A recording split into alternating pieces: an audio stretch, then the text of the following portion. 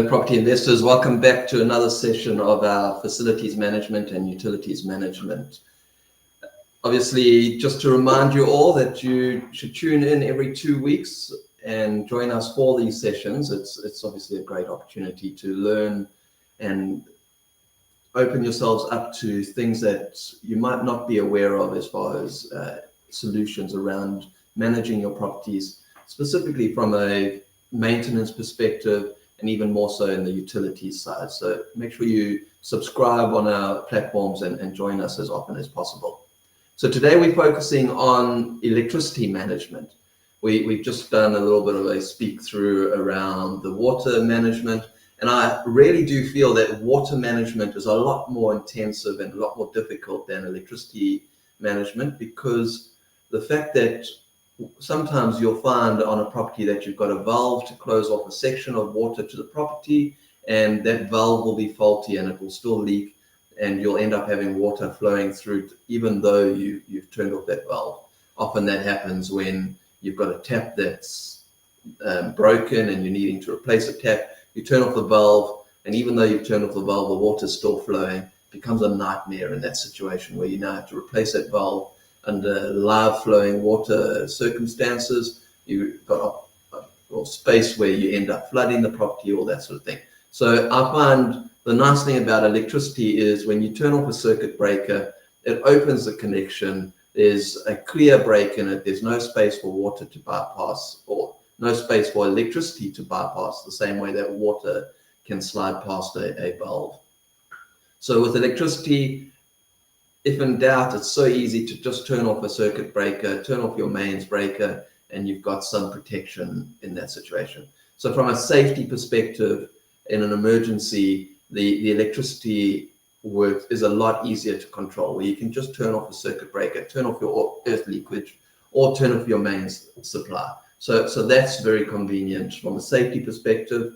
Again, touching on the safety side of things, there are lots of regulations around the installation of electrical appliance or electrical fixtures, and I'm not going to cover too much of that, so it's very good for you to be aware of those elements in the electrical side of things and use a qualified electrician to do your installations. What I mean by qualified electricians is they need to be registered to the Electrical Affairs Board. They need to be qualified to give you a COC. So any additional installations you're doing on your property, you do need to get a COC for those installations. When you purchase a property, you receive a COC to say that everything when you receive the property is in good standing and is compliant. And if you do any changes, it's up to you as the property owner, the new property owner, to make sure you update those COCs as you do an installation. So as an example, if you install a prepaid meter on your property, that's a new installation. It will be added to the existing infrastructure, so you can keep your original COC and get a new COC just for the new installation of the prepaid meter. So it's important to bear that in mind. You don't want to open yourselves up to a situation where maybe there's an electrical short in the future from a new installation, and your insurance goes, well, where's your COC for that? So you need to cover yourself, especially for the insurance incidents. So from a safety side of things, it is so important to use qualified electricians. Don't take chances in this space. Make sure you get COCs on your installations. And then things like where your distribution boards or your DB is installed, you need to be mindful of that. It can't be in a cupboard in the top of a kitchen. It needs to be in a space where it's accessible. So if there is an emergency, you're able to get to it quickly. It isn't behind glasses and everything, that sort of thing. If it's in an inconvenient space, then you can drop a sectioned main power supply that then goes through that and up to your DB. So, and that main power supply is at a more convenient position where you can then turn off the power quite conveniently. So generally that's at like your 1.8 meters height. So it's high enough for it not to be messed with by children, and then it's also low enough for an adult to get to it quite easily. So I think that's super important from a safety perspective. And then taking things from that level is the idea of managing your consumption of electricity. So again, I come down to the space that a prepaid electricity meter is one of the easiest ways to change people's attitudes around their consumption of electricity. The same thing with water. If it's free, people don't respect it. If they're paying for it after they've used it, they're not aware of how much they're consuming, and then it becomes a surprise down the line, which becomes a headache for you to recover that cost from them. And if the benefit of doing prepaid is when I'm paying for something in advance, I know exactly how much I've spent. So I'll put 100 Rand into that prepaid meter. I am then conscious of the fact that I physically paid something into that meter. So I'm physically receiving something. If I look after that electricity that I'm receiving, then it's going to be able to stretch that 100 Rand further. So tenants tend to change their attitude towards consuming utilities when they pay through prepaid electricity or prepaid water. So on the prepaid electricity side, then they start to think about things like, okay, we need to turn off lights in the rooms if no one's in that room. We need to turn off air conditioners if no one's in that room, fans, that sort of thing, that we generally tend to leave on because we don't really see the expense to it. But if it's prepaid, people then start respecting it a bit more. So that leads me on to this idea of, okay, how do you then save on electricity? You put in place a recovery method, the ideal one being the prepaid, so you can actually recover the money that is, or the cost from your tenants that is spent on the electricity. Okay, now you want to put in place ways for your tenants to use as little as possible, because this reduces your risk on your electricity bill. So if your tenants are using less electricity, it means it's less of a burden on their budget, which then means that they're more likely to continue to pay their rent on time, consistently, and to live in your property for a longer period of time. So you as a landlord, it is important for you to take control of this element of it and to make sure you are looking for ways to save electricity for your tenant. So there's simple ways to go about it is, what kind of devices are you using that are energy conscious? So things like the LED lighting. Are you putting in LED lighting instead of incandescent lighting or any of the other lighting solutions? To give you an idea, the old light bulbs would be like a 45 or 60 watt light bulb.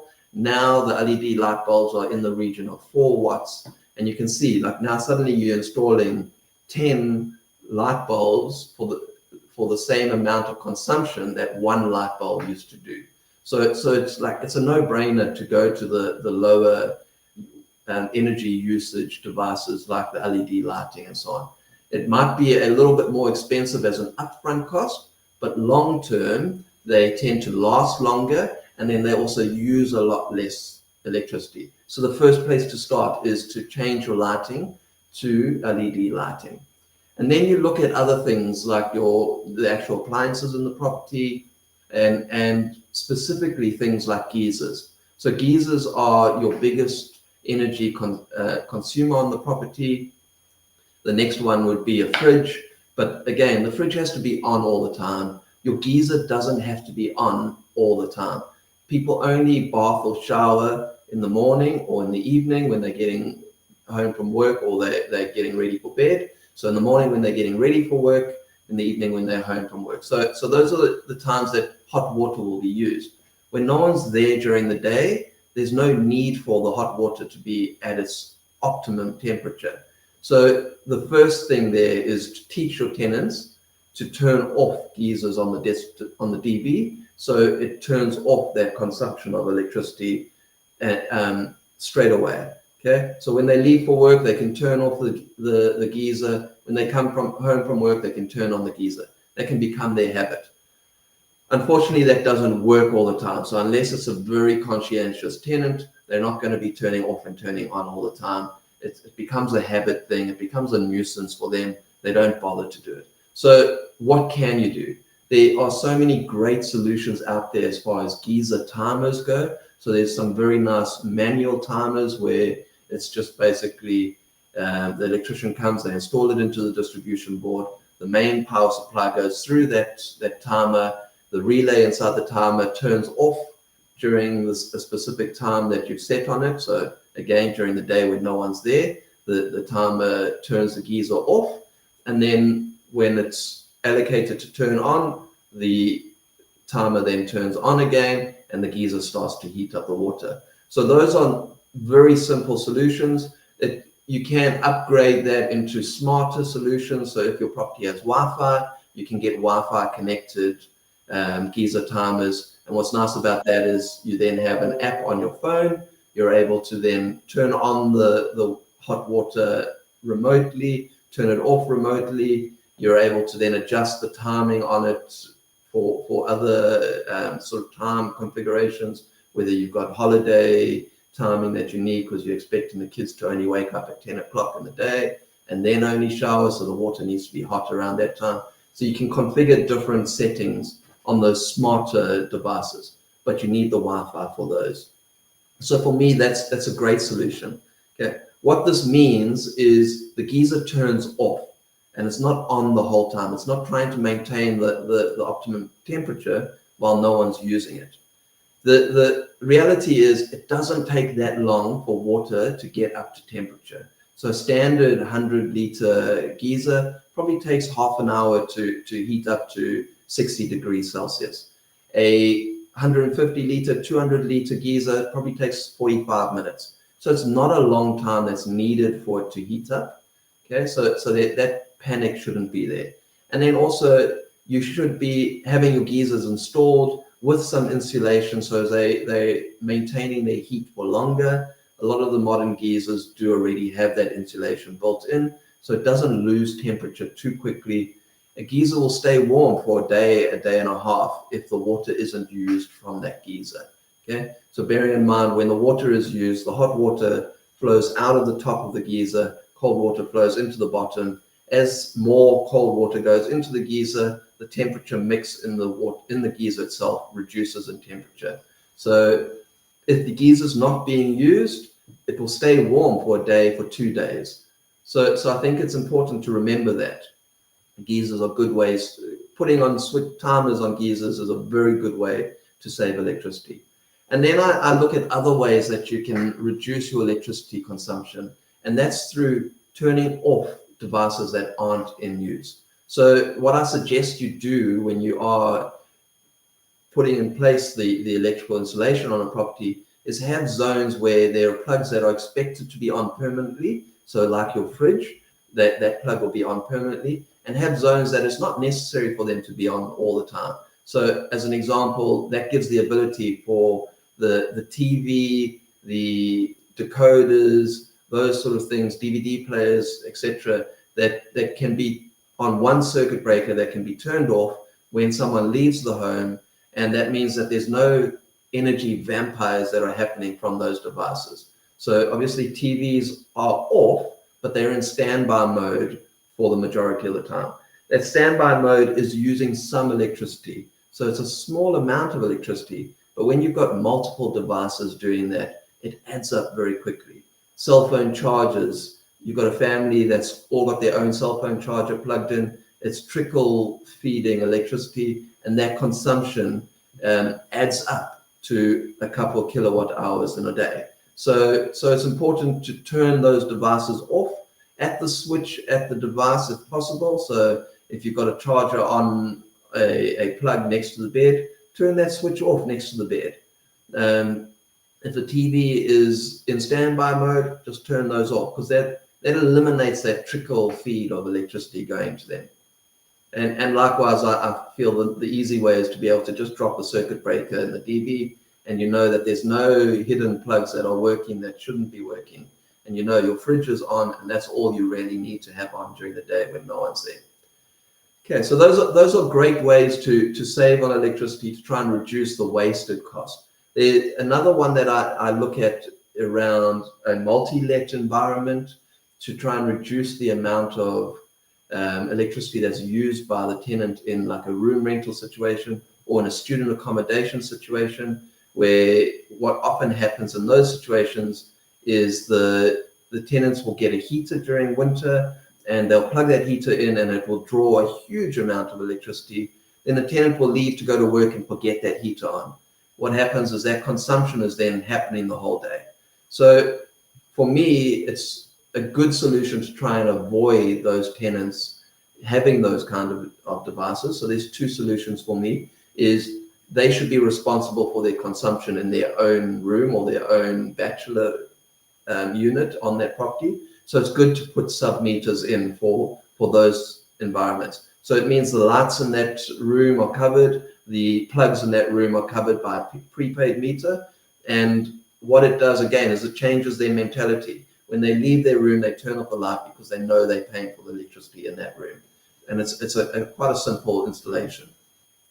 Another trick around preventing high energy consuming devices like heaters is to have a lower circuit breaker for those points. So normally what we have is a 20 amp circuit breaker for plugs, and we have a 10 amp circuit breaker for lights. If someone plugs in 10 devices into a 20 amp circuit breaker or 20 amp supply, it can maintain a certain number of devices. But if they plug in more than that and the consumption load is too high, the circuit breaker will trip. If there's a failure on a device, that circuit breaker will trip. So in the same way, you can use that to your advantage. If instead of a 20 amp circuit breaker for the plug point, you install a 10 amp circuit breaker, it means they can't load as many devices or appliances onto that plug point before it starts to trip. And that gives you a control measure where you go, okay, well, what are you putting onto that plug that's making it trip all the time? Oh, you're using too many high usage devices. You need to unplug this device when you plug that device in, that sort of thing. Or, oh, you're using a heater in your room. Actually, that's really not something that we want to advocate for because it uses too much electricity. It's going to continue to trip the electricity. So it gives you that kind of hidden control measure around it. The reality is, for me, the best control is making sure people are paying for what they're going to use.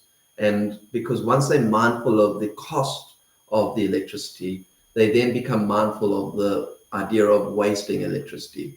So for me, a prepaid meter makes the most sense around managing the electricity on the property. So I really do encourage people to look at a prepaid meter from the perspective of helping to manage the consumption of electricity. Thank you very much for joining us today. We'll see you all again next time.